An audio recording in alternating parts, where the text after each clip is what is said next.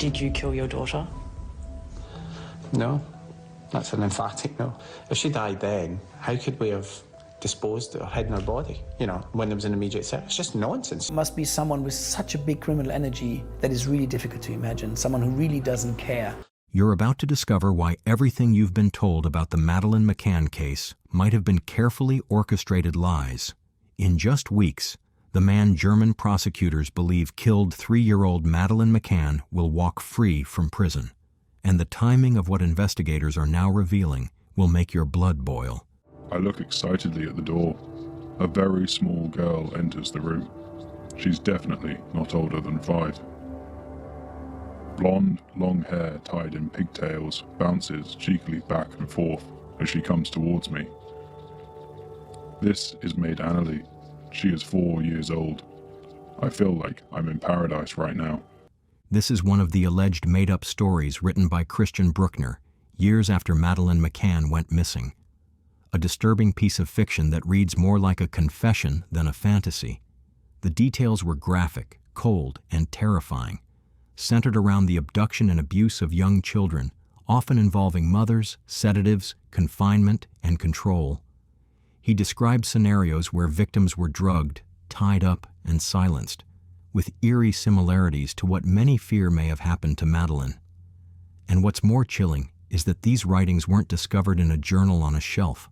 They were hidden, stored on USB drives buried beneath the body of his dead dog on his old property, alongside weapons, toddler swimsuits, and untraceable drugs. This man, the German convict who has been the prime suspect since 2020, is set for release by September 17, 2025. And unless new evidence surfaces soon, he could walk free. But here's what authorities don't want you to know. They've been sitting on evidence that could have changed everything. Evidence that's only now coming to light as their window to act slams shut. For those who may have missed this whole case, let me give you a little breather for what happened. On the evening of May 3, 2007, 3-year-old Madeleine Beth McCann vanished from her family's holiday apartment in Praia da Luz, a small resort town on the Algarve coast of Portugal. Her parents, Jerry and Kate McCann, both British doctors, had tucked her into bed alongside her younger twin siblings in apartment 5A of the Ocean Club complex before heading to a nearby tapas bar with friends. It was a typical evening for the group, who had gotten into the routine of taking turns checking on their sleeping children every 30 minutes. But at approximately 10 p.m., Kate returned to the apartment to find the bedroom window open, the shutters lifted, and Madeleine gone. What followed would become one of the most high-profile missing child cases in the world. As the search widened from local authorities to international headlines, speculation, suspicion, and scrutiny exploded in all directions. The McCanns' decision to leave their young children unattended, even if only for a brief dinner nearby, was met with public backlash around the world. Many couldn't understand why 2 educated, loving parents would take such a risk. But Jerry and Kate McCann offered a clear explanation. They believed the apartment was secure, the children were asleep, and they were only steps away, checking on them every 20 to 30 minutes.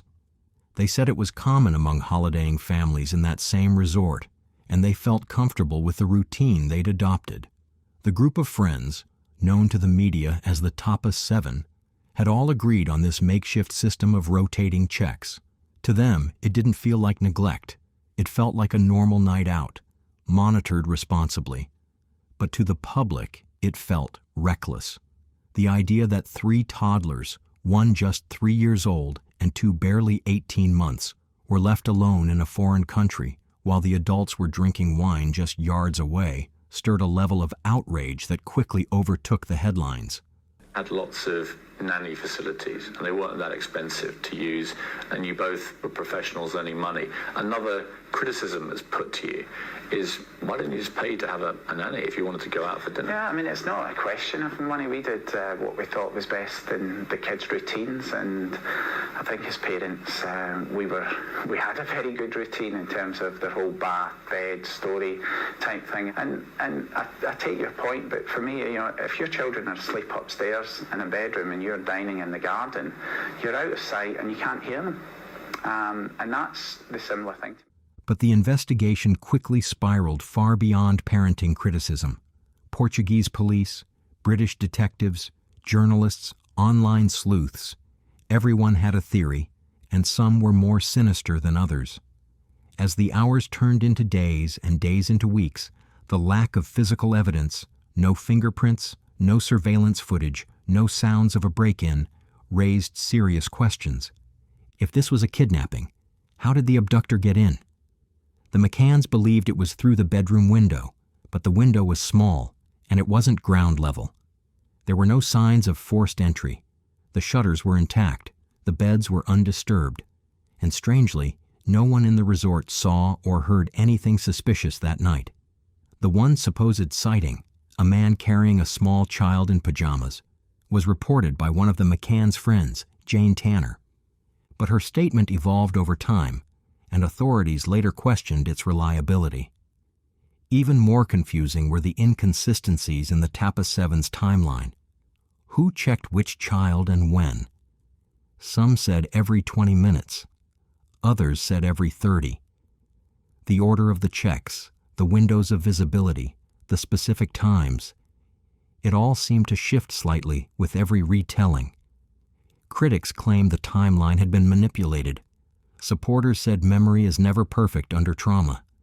But either way, the timeline became blurry, and in investigations like these, clarity is everything. Meanwhile, Kate and Jerry's emotional response, or lack thereof, raised more eyebrows. Within days, they were on television, doing interviews, appearing composed and calm. Kate was even criticized for not crying, for looking too polished, for seeming too detached. But emotions don't always follow a script, and the McCanns said they were doing everything they could to hold it together for their two remaining children. They insisted their stoicism was a survival mechanism. Still, within just a week of Madeleine's disappearance, they had hired a high-profile PR firm to manage media inquiries. Later, they would even employ Bell Pottinger, a company known for its work with politicians and embattled celebrities. The McCanns' media strategy became part of the story itself. Some praised them for keeping Madeleine's face in the public eye. Others felt it was image over urgency. Photos of them jogging together or smiling in public became tabloid fodder. Commentators accused them of trying to manage public perception instead of focusing on the search for their daughter. It was a no-win situation. Cry too much, and you're labeled performative. Cry too little, and you're labeled suspicious. And then came the Cadaver dogs. 3 months after Madeleine disappeared, British police brought in 2 highly trained sniffer dogs to examine the Ocean Club apartment and the McCanns' belongings. Eddie, the Cadaver dog, alerted to the scent of human remains in multiple spots inside the apartment, including behind the sofa and near the wardrobe in the parents' bedroom. Keela, the blood dog, alerted to the scent of human blood in the same areas. Most shocking of all, both dogs alerted to the trunk of a rental car the McCanns had hired weeks after the disappearance.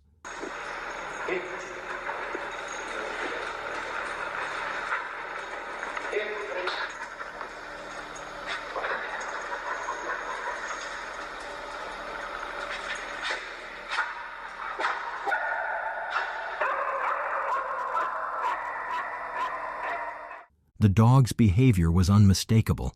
Tail wagging, vocal alerts, body language, all indicating something had been detected. Forensics later found degraded DNA samples in the car. The results weren't conclusive, but there were partial matches to Madeleine. Kate and Jerry said they had used the car to transport garbage, diapers, even meat, and that the dogs must have picked up residual smells. But to investigators, the alerts were too specific to ignore.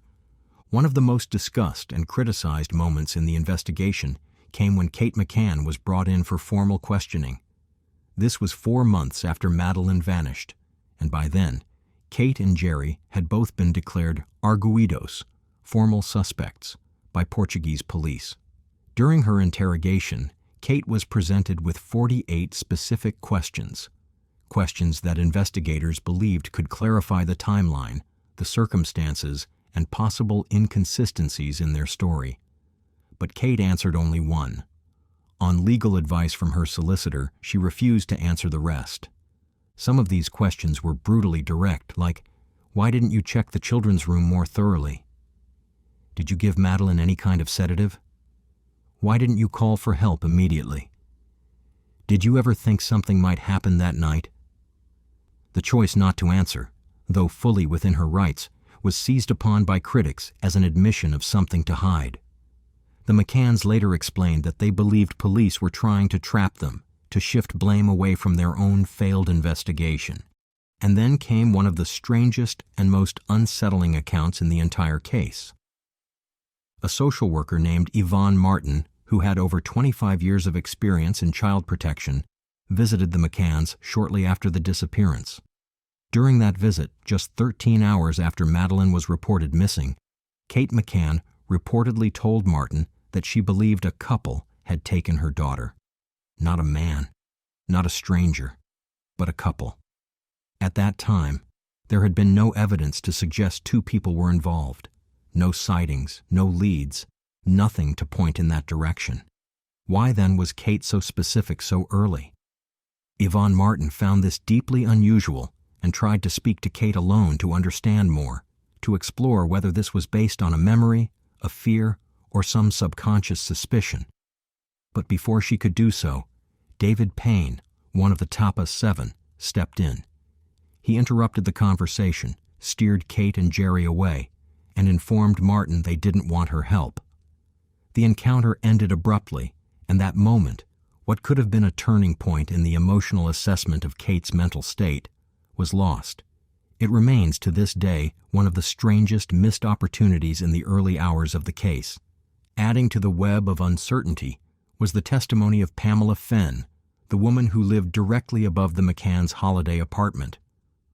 On the night Madeleine disappeared, she heard a commotion outside, some sort of noise or disruption, and stepped out onto her balcony. She later reported that she spoke briefly with Jerry McCann, who told her, "A small girl has been taken." That phrasing stuck with investigators. Not my daughter, not Madeleine, just a small girl. Critics argued that the language felt distant, detached, almost clinical. Why wasn't there a sense of immediate panic or desperation in that choice of words? Others said it could have been the stress, the shock, the trauma of the moment. But whether coincidence or a subconscious tell, the phrasing would go on to feed theories that Jerry was speaking from a place of prepared awareness, not discovery. And then there was the growing pressure from Portuguese authorities themselves. Gonçalo Amaral, the original lead detective on the case, became increasingly vocal in his belief that Madeleine had died in the apartment and that her parents covered it up. He said that the timeline didn't make sense, that the apartment showed no signs of forced entry, that the sniffer dogs had done their job, that the media management by the McCanns felt like a distraction. Amaral claimed that political pressure from the UK government, from the embassy, from officials far above his rank, pushed the investigation off course. He was removed from the case just months after making his theory public, and some believe that decision was politically motivated. Later, Amaral would publish a controversial book titled The Truth of the Lie, in which he laid out his entire theory. That Madeleine died accidentally in the apartment, that her parents panicked, and that what followed was a meticulously managed cover-up. The McCanns sued him for defamation. The legal battle would last years. At one point, they won a judgment ordering the book banned. Later, Amaral won on appeal. The courts ruled that he had the right to publish his professional opinion, as it was based on police files and his work on the case. Meanwhile, the question loomed large. Why were the McCanns cleared so quickly? In 2008, just a year after being named suspects, they were officially removed from the Arguido list by the Portuguese Attorney General, citing a lack of evidence. But many in Portugal and abroad believed there was more to the decision than just legal merit. At the time, British Prime Minister Gordon Brown had been briefed on the case. According to multiple sources, he expressed concern about how the McCanns were being treated by Portuguese authorities. Diplomatic pressure was allegedly applied behind closed doors, and Portuguese prosecutors were urged to proceed cautiously. To some, this was the humane thing to do, protect a grieving British family from being scapegoated. To others, it was an appalling interference in an open criminal investigation. If the McCanns were innocent, the system worked. But if they weren't, if there was even the chance they knew more than they admitted, then the system had failed Madeleine completely. One of the most intense flashpoints came during a televised interview. A journalist asked Jerry McCann directly, "Did you have anything to do with your daughter's disappearance?" In the edited version of the interview that aired, Jerry responded firmly and confidently, "Absolutely not." But later, unedited raw footage leaked online. In it, Jerry's tone was less assured. He hesitated. He looked away. He stumbled slightly over his words. The difference was subtle, but it was there. Viewers who had already doubted the McCanns saw this as more than nerves. They saw it as evidence of something darker. Did you kill your daughter? No, that's an emphatic no. I mean, the ludicrous thing is what's been purported from Portugal is that Madeleine died in the apartment by an accident and we hid her body. Well, when did she have the accident and died? Because the only time she was left unattended was when we were at dinner. So if she died then, how could we have disposed or hidden her body, when there was an immediate threat? It's just nonsense. So, and if she died when we were in the apartment or fell and did something, why would we cover that up? Journalists eventually confirmed that the raw footage was real and that it had not been altered to mislead the public. Still, the damage was done. In a case built more on perceptions and implications than hard facts, tone and posture carried just as much weight as fingerprints and DNA. Despite everything, the McCanns have continued to maintain their innocence for over 18 years. They have remained in the public eye, giving yearly statements, appearing in documentaries, releasing age progression images of Madeleine. They have 2 other children to raise, twins who were only toddlers when their sister vanished, and they have said repeatedly that they will never give up hope. But for many, the list of red flags has not faded. At this point, you've probably been wondering, if the parents were once considered the prime suspects, then why on earth is that German man being tied to this case? Well, to understand, we need to zoom in from a very specific angle. The man in question, Christian Brookner, was no stranger to darkness. He wasn't just not a good man. He was someone who belonged behind bars for the rest of his life. Whether or not he played a role in Madeleine's disappearance, I'll leave that up to you to decide. But when you look at his background, layer by layer, you'll see a history so disturbing, so vile, that even the idea of him walking free in a few short weeks feels like a catastrophic failure of justice. For over 20 years, Brookner has racked up a criminal record filled with theft, drug offenses, SA, and grape. From the time he was 16 years old, he was already known to police. And not just for petty crimes. He was already showing signs of predatory behavior. In the early 2000s, Brookner was living on the fringes of society in Portugal, a drifter, a loner, but somehow always near the shadows of where children played. He lived in a camper van. He sometimes worked odd jobs, painting, fixing things, dealing stolen goods. But in truth, many people around Praia da Luz just knew him as that weird German guy, the one who didn't quite belong. And as Madeleine's family arrived at the Ocean Club in May of 2007, Brookner was there, within striking distance. His phone data places him near the apartment complex on the very night Madeleine disappeared.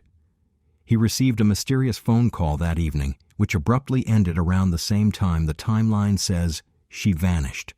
But when police first questioned Brookner, no alarm bells rang loud enough. No one connected the dots. Not then.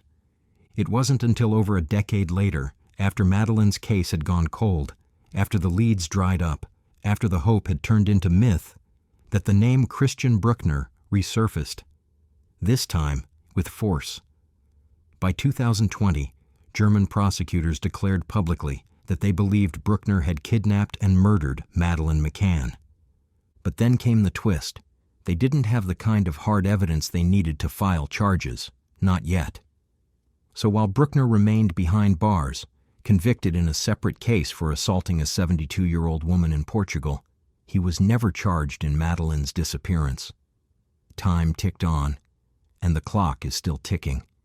His 7-year sentence ends in September 2025. And if no charges are filed before then, the man believed to be the prime suspect in one of the most infamous child abduction cases in the world will walk free. Police know this, prosecutors know this, and that's why, over the past year, they've launched some of the most intense forensic searches the case has seen in over a decade.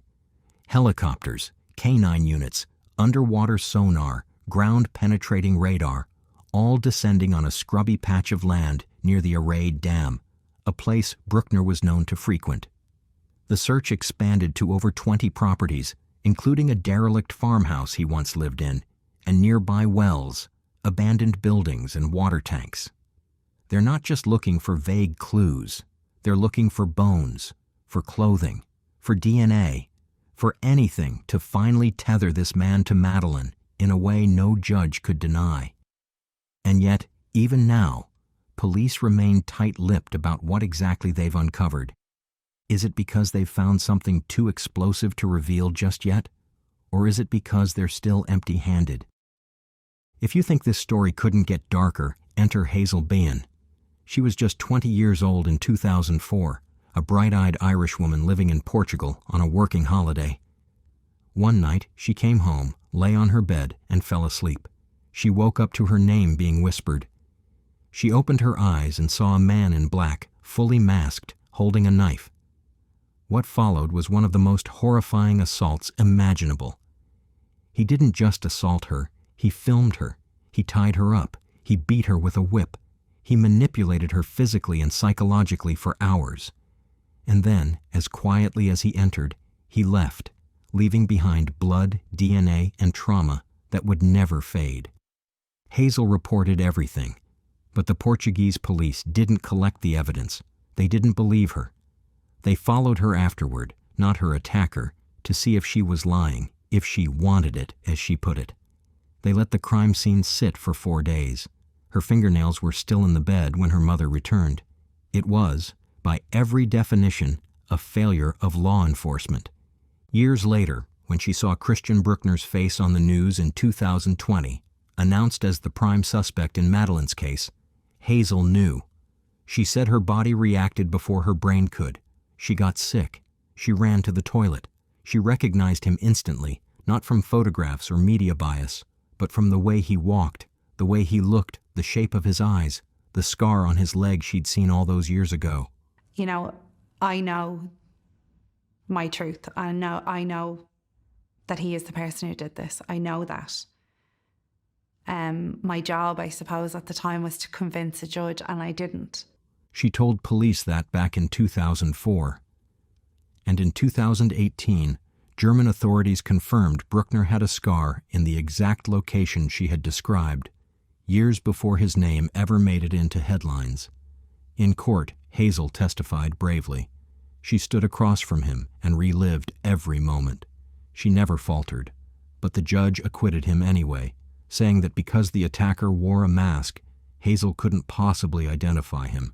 Despite the match, despite the scar, despite everything, he walked again. And yet the horror doesn't stop there. When German police searched Brookner's old properties, they uncovered USB drives buried under the carcass of a dead dog.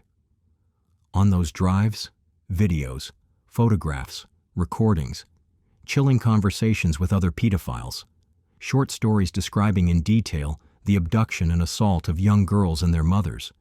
The stories weren't just fantasy. They read like plans.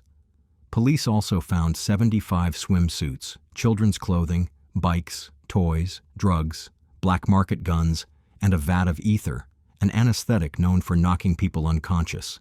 They found masks, duct tape, restraints. And still, the evidence wasn't enough. Still, prosecutors hesitate, fearing that without forensic proof, a body, a fingerprint, a hair, they'll be dismissed by the court, just like Hazel's case was. Prosecutors say they have evidence that Madeleine McCann is dead and that Christian Brookner killed her. They won't say what that evidence is. They've implied it's not forensic and therefore at risk of being dismissed by a biased judge. They say the case is stronger than ever. But without public trials, without charges, without transparency, the world waits in confusion. Meanwhile, Brookner insists he's innocent. He claims he's not a pedo. He claims he's never hurt a child. He denies everything. And yet here we are. The reopening of Madeleine McCann's case reminds us that, even after years of silence, new details can suddenly shift the direction of an investigation. And this year hasn't just brought developments in Portugal. Another case that has haunted the true crime world also resurfaced with fresh updates. The Delphi murders, long marked by mystery and speculation, have once again returned to the headlines. Let's revisit that chilling story and examine the new twists that continue to emerge. Directly to the killer, who may be in this room. We believe you are hiding in plain sight. For more than 2 years, you never thought we would shift gears to a different investigative strategy, but we have. They say having a best friend means having someone to lean on. And for Libby and Abigail, that was true right up until their tragic end. Just hours after Libby posted this photo online, she and Abigail vanished without a trace, sparking one of Delphi's most chilling mysteries. Over the years, eerie theories have circulated, with some suggesting the girls were sacrifices in a dark cult, a theory that, shockingly, investigators haven't entirely dismissed. But is that what really happened? Or was the killer just clever enough to stay hidden? Trust me, this case will leave you questioning everything as we uncover every haunting detail of what happened to these two best friends. The result of the new information and intelligence over time leads us to believe the sketch, which you will see shortly, is the person responsible for the murders of these two little girls. This press conference held in 2019 had everyone on edge. Doug Carter from the Indiana State Police delivered a chilling message to the unknown killer, saying they were likely hiding in plain sight, blending into the very community shaken by one of its most brutal cases. Now, to understand the gravity of his warning, we need to go back 2 years earlier to Monday, February 13, 2017. Abigail Williams, 13, and Liberty German, 14, known as Libby, were the type of best friends who did everything together. That Sunday night, they were at Libby's house, excited about a rare Monday off from school. Abby had brought along a box of arts and crafts supplies, and the two spent the evening working on projects in Libby's room and tossing a softball around in the backyard. By Monday afternoon, their creative energy turned into a craving for adventure. The girls came up with a plan to visit a local nature reserve near the Manon High Bridge, a well-known hangout spot in Delphi. They convinced Libby's older sister Kelsey to drive them there, and by 1:30 in the afternoon, they were dropped off near the bridge. Now, the area was a mix of rugged beauty and quiet charm, with wooded trails that led to the towering Manon High Bridge. This old railway bridge, built in 1891, had long been abandoned, but still attracted locals who came to enjoy the view, snap photos, and soak in the peaceful atmosphere. It was the perfect spot for two best friends to explore, laugh, and make memories. But what started as a fun adventure that day would soon turn into a nightmare, a tragedy that shook Delphi to its core. At around 2:07 in the afternoon, Libby shared a photo on Snapchat of Abby carefully walking across the old weathered wooden planks of the Manon High Bridge. Now, that photo would turn out to be the last known sign of the two best friends. Later that day, when Libby's dad arrived to pick them up, the girls were nowhere in sight. At first, there was confusion, then growing panic as calls to their phones went unanswered. Libby's dad searched the area, calling their names, but the only response was the quiet of the woods. He reached out to Kelsey, asking if she'd heard from the girls or if he was in the wrong spot. She hadn't, and he wasn't. By evening, the fear set in. The police were called, and what started as a search by family quickly grew into a massive community effort. Search crews combed the trails and woods surrounding the bridge, while locals joined in, shouting for Abby and Libby. Attempts to trace the girls' cell phones led nowhere. According to the locals, that night was filled with flashlights flickering in the woods, looking like stars as everyone in the community came together to search for Abby and Libby. Some people thought maybe the girls just went off somewhere or were partying, but their families weren't buying it. As the hours passed, the search was called off just before midnight, with law enforcement reassuring everyone that there was no evidence the girls were in immediate danger and that the search would pick back up in the morning. The next day, February 14th, everyone was still holding on to hope, praying for a miracle. But then a shocking discovery was made.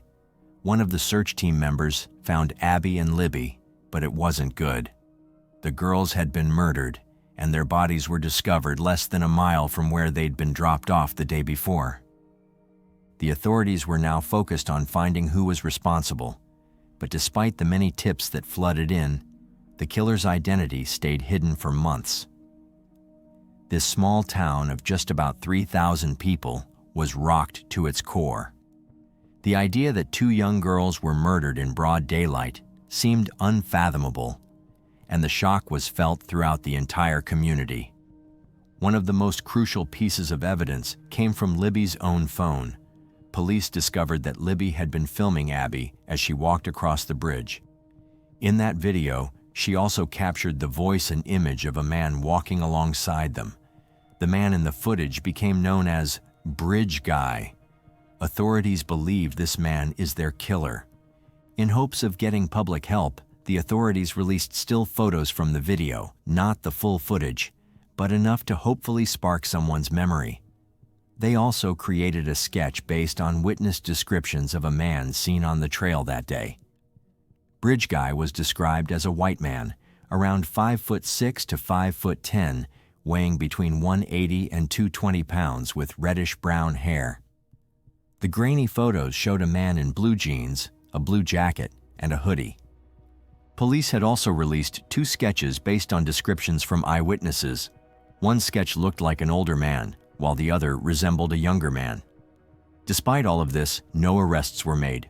So, in an effort to push the investigation forward, the authorities released a clip of the man's voice, heard saying, "Down the hill," in the footage that Libby had captured. This new piece of evidence was meant to stir up public interest and hopefully spark a lead. At the time, the police referred to the video as coming from possible criminal activity, trying to keep the focus on finding the person responsible. Another key detail that investigators shared was that they believed the murderer either lived in Delphi or was familiar with the town. Whether they worked there or had some other connection, the killer had knowledge of the area, and that detail kept everyone on edge, hoping someone would recognize the voice, the face, or the details and help crack the case wide open. In April of 2019, more than 2 years after Libby and Abby were found murdered, law enforcement held another press conference that grabbed everyone's attention. It was during this conference that ISP Superintendent Doug Carter made a direct appeal to the killer, telling him, "I know you're hiding in plain sight." He went on to say, "I believe you have just a little bit of a conscience left, and I can assure you that how you left them in that woods is not what they're experiencing today." By this point, the police had received a lot of tips, and there were quite a few people linked to the case as potential suspects. Some of them matched the 2 sketches police had released, but one name that came up early was Ron Logan. He was an older guy who lived in Delphi, Indiana, and his connection to the case wasn't just because of his age, it was because of where he lived. The bodies of Libby and Abby were found less than a mile from Logan's property, just a short walk from the Monon High Bridge, the spot where the girls were last seen. In a small town like Delphi, That kind of proximity made Logan a prime person of interest right off the bat. Logan had lived on a quiet country road near the trail that led to the Monon High Bridge for over 50 years. It was a peaceful area where families often walked, so it seemed like the last place something horrible like this could happen. But once the girls' bodies were discovered, that peaceful spot felt much darker and more sinister. Now, Logan didn't exactly help himself. When the girls went missing, he told the police he had been out of town at an aquarium, which seemed like a pretty solid alibi. But then things started to take a strange turn. It came out that Logan had asked a relative to lie for him about his whereabouts that day. That raised a huge red flag. If he had nothing to hide, why would he try to cover up where he was? Things got even more complicated a month after the murders when the FBI stepped in. In March 2017, the FBI got the green light to search Ronald Logan's property, including his house, garage, pickup truck, computers, and cell phones. In the warrant request, the FBI agent made it clear that there was probable cause to believe Logan had committed the murders and that evidence could be found on his land. The agent even went into detail about why they thought Logan was involved. But before we dive into that, the request revealed some new details about the crime scene that had never been shared before. First, the FBI confirmed that one of the victims was missing a piece of clothing. There were no signs of a struggle or fight at the crime scene, and investigators found fibers and unidentified hairs. It also appeared that the bodies had been moved and staged. The agent even referenced the infamous video on Libby's phone, confirming that it was 43 seconds long, though up until then, only a few seconds had been released to the public. The footage showed the suspect following the girls on the Monon High Bridge trail, and there were no visible signs of a fight. The search warrant for Logan's property, which was located right next to where the girls' bodies were found, revealed more suspicious details. The FBI agent said Logan had asked a relative to create a fake alibi for the afternoon the girls went missing. On top of that, cell tower data showed Logan's phone was in the area where the girls disappeared, and later that night, it was near where the bodies were eventually discovered. Logan's ex-girlfriends also spoke out, revealing disturbing details about his behavior. Both reported that he had been physically abusive, with one woman stating that Logan had threatened her, saying he could kill her and no one would ever find her body. The agent also mentioned that the victims lost a lot of blood, and it was almost certain that the killer would have gotten blood on their person or clothing.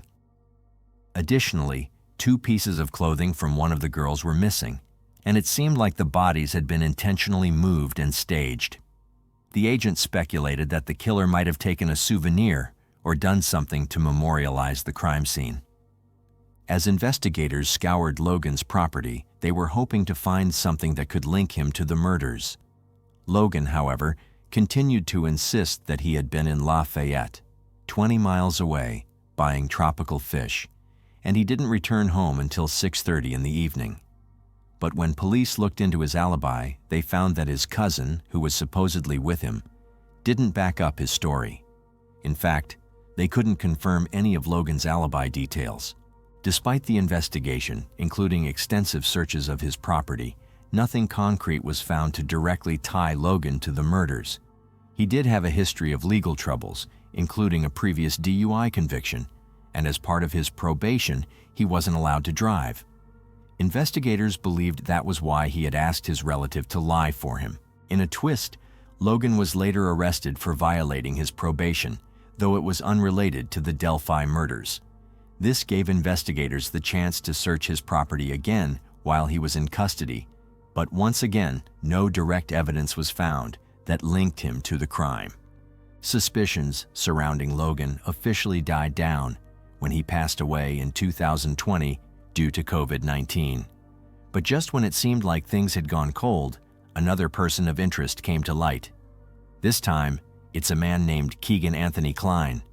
By the way, I post true crime and new cases here every week, so if that sounds like your kind of thing, please consider subscribing. It helps a lot. At the time, Kline was 30 years old and had a disturbing history of internet catfishing. One of the accounts he used was under the username Anthony Shots. police believe that the Anthony Shots Instagram profile was used to solicit explicit pictures from young girls. But the story gets darker.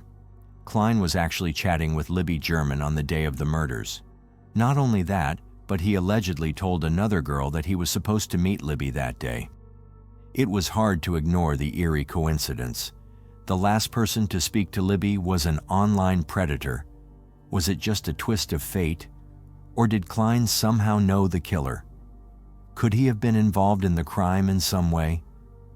Police didn't waste time and searched his home in Peru, Indiana.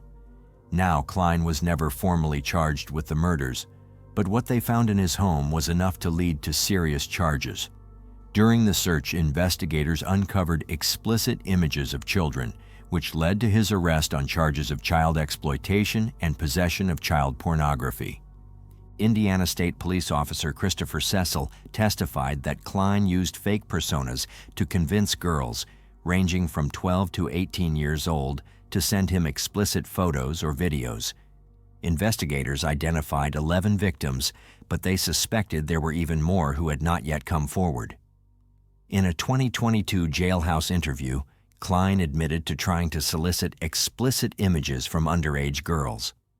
However, he claimed that he never intended to meet any of them in real life, saying he was simply lonely and didn't really know why he did it. Consider yourself like a pedophile? No, I would not. That's even what I put in the PSI now. Like I told it in the PSI, when I'm out in public, I don't look at teenage girls or kids. I don't think sexually about them at all. No. What do you think happened in terms of then, some of the things you're accused of doing? Like I told in the PSI, it just kind of spiraled out. I mean, I didn't have a girlfriend. I was a lonely guy, and I started talking to girls online, and it just kind of spiraled into something, and I don't know. It's crazy. Kline pled guilty to the charges and was sentenced to 40 years in prison with an additional 3 years suspended. His sentence was a reminder of the severity of his crimes, but it still didn't bring closure to the case of Abby and Libby. This was in 2022, 5 years after the horrific murders, and many feared that justice might never come. For years, it seemed like the case had gone cold. Investigators had little progress, and the community was growing increasingly frustrated. Then, on October 26th that same year, everything changed when 50-year-old Richard Allen was arrested and charged with the murders of Abby and Libby. The news hit like a bombshell. Richard Allen wasn't some stranger or distant figure. He was a familiar face in the small town of Delphi, a family man, married with a daughter, and working at the local CVS pharmacy. Shockingly, he had even printed memorial photos for the victims' families. How could someone so deeply embedded in the community be capable of such an awful crime? It seemed unimaginable. But perhaps, just maybe, Indiana State Police Superintendent Doug Carter's words from 3 years earlier had been eerily accurate. The killer is hiding in plain sight. The case, which had seemed nearly impossible to solve, was now taking a startling turn. No one had anticipated how challenging this case would be to crack. Nearly 6 years of relentless searching, over 70,000 tips, countless sketches of potential suspects, and even the famous grainy video from Libby's phone all failed to lead them to the killer. As investigators finally closed in on Allen, it raised the question, how had they missed him for so long? Why did it take so long for this piece of the puzzle to fall into place? As it turns out, Richard Allen, who had been a local man in Delphi for years, had put himself on the trail the day of the murders, wearing the exact same clothing as the bridge guy described by witnesses. Even more chilling were the accounts from several witnesses who claimed to have seen someone resembling Richard on the trail that day.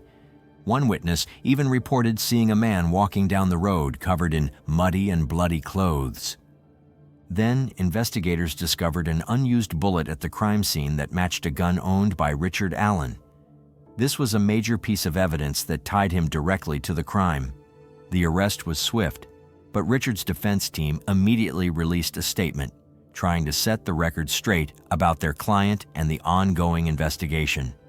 The defense made several key points in their statement, and I'll quote them directly here. Richard is a 50-year-old man who has never been arrested nor accused of any crime in his entire life.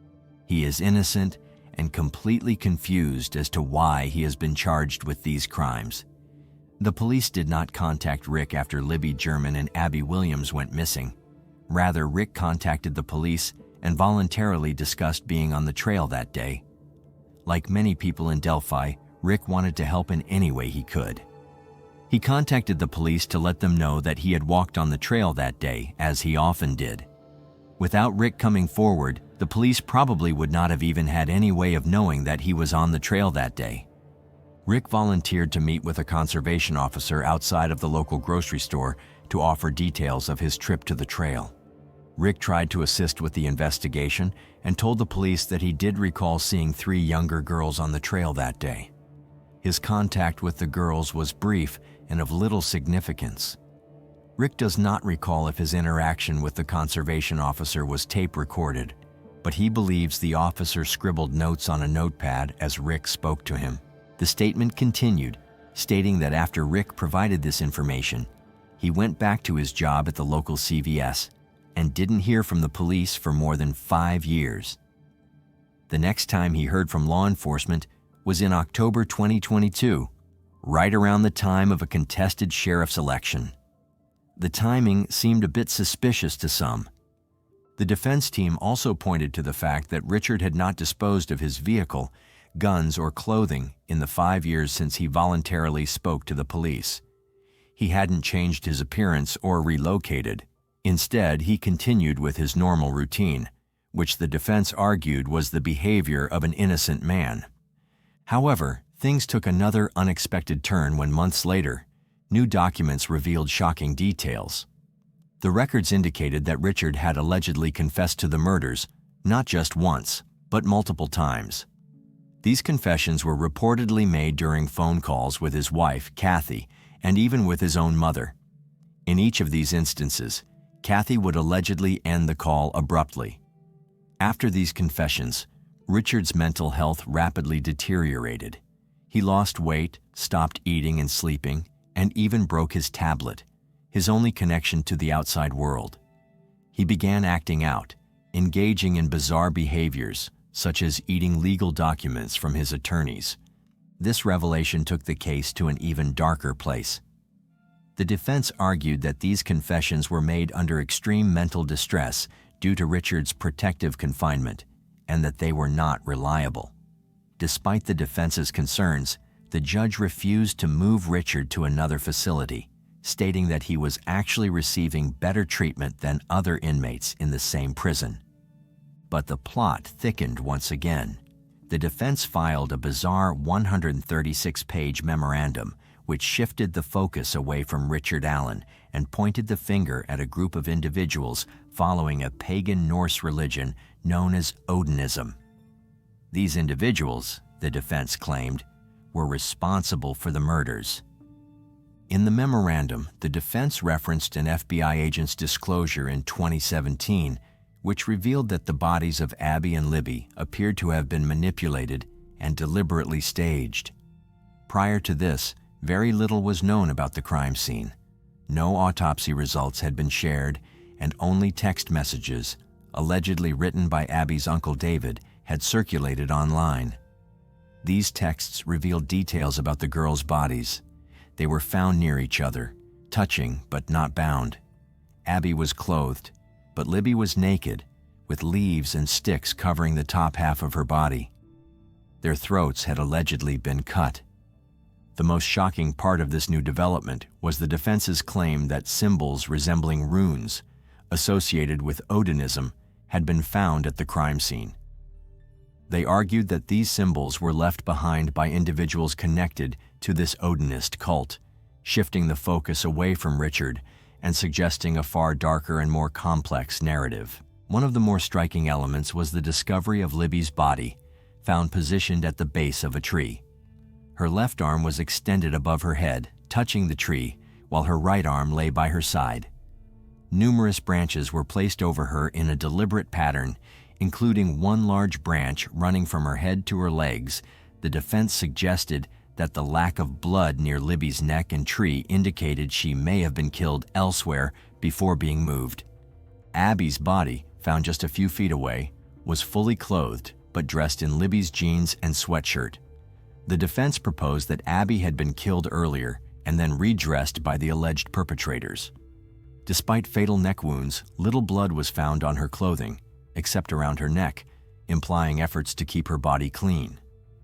Abby's body was positioned with her right leg bent beneath her left leg, and branches were arranged in a pattern on top of her, resembling an asterisk. The defense also noted that one of the branches appeared to be cleanly cut, suggesting premeditation. Above Abby's head, smaller sticks were placed over her hair, mimicking horns or antlers. Further unsettling details included a red F-shaped stain on a nearby tree, confirmed to be Libby's blood. The defense argued that this symbol resembled the Norse rune Ansuz, which stands for Odin. They also pointed to the symbol Hagalaz found on Abby's body, linking it to the Norse god of hail. The defense theorized that these runes suggested a ritualistic motive behind the killings. The defense challenged the prosecution's timeline, which suggested the murders occurred within a short window, claiming it was implausible for one person, especially someone of Richard Allen's small stature, to have committed the murders alone. They raised questions about the discovery of a bullet buried between the girls and its connection to a gun owned by Allen, asking when it was found, immediately after the bodies were discovered or days later. The defense argued that the murders required more time than one person could manage in such a short window. The defense also pointed to the connection between Abby and Odinism. Abby's alleged boyfriend's father, known as BH, had ties to Odinism and social media posts resembling the symbols found at the crime scene. The defense claimed that BH had made references to the crime scene before details were publicly released. The theory also included the disturbing meme posted by BH days after the murders, joking about helping dispose of bodies and remaining silent. Another potential suspect was mentioned by the defense, who claimed he admitted to being involved in the murders. The defense also alleged that several law enforcement officers involved in the investigation privately believed in the Odinism theory, but were suppressed to focus on Allen. In terms of Allen's mental health, the defense argued that his deteriorating condition in prison may have led to coerced confessions. They claimed that threats from Odinist members working as guards had pressured him into confessing. Additionally, they accused the lead investigator of withholding crucial evidence to gain a search warrant for Allen's home. Another significant issue raised was the destruction of evidence. The defense claimed that 70 days' worth of interviews with witnesses had been destroyed, which could have been crucial in the early stages of the investigation.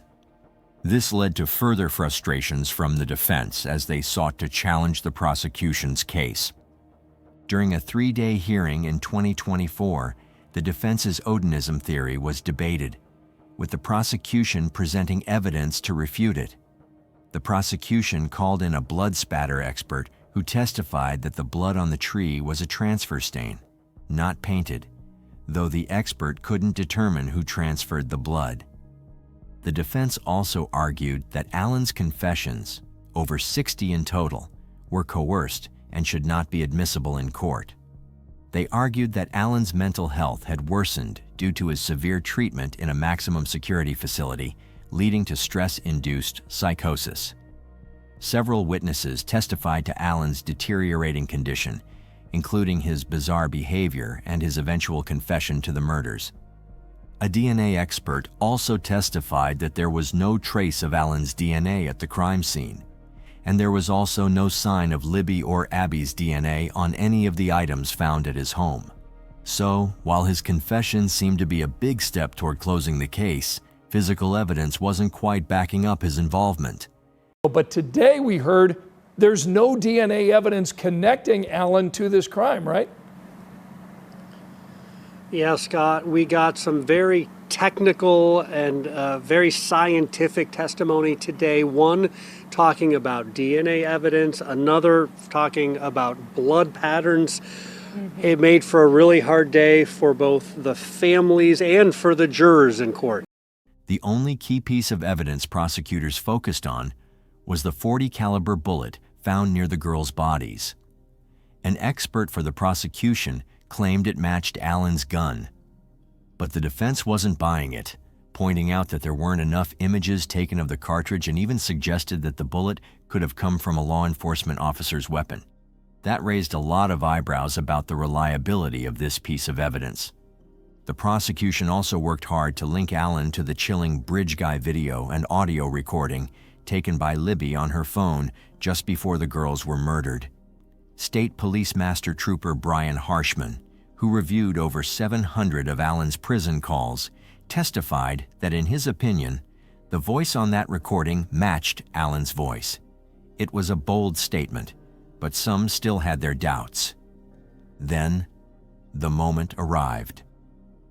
On November 11th, 2024, Alan was convicted on all counts.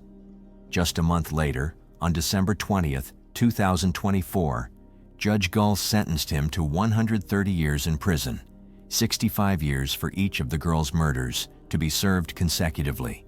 He was immediately transported to the Westville Correctional Facility to start serving his time. But here's the thing, while some people were relieved to see justice served, there's still a big divide. A lot of people are questioning how it took 5 years for anyone to connect Alan to the case. There were those sketches, the videos, the voices, so why didn't anyone think to investigate Alan sooner? And let's not forget that his arrest happened just in time for a sheriff election, which raised even more suspicions. Was it all just a coincidence, or was there more to the story? This has sparked some serious debates. What do you think? Was Alan really the killer, or do you think it might have been Logan, the first suspect? Drop your thoughts in the comments below. I'd love to hear what you think. If you like the way we create these videos and you want to help bring more cases like this to light, hit that like button and subscribe for more deep dives. Thank you once again for watching.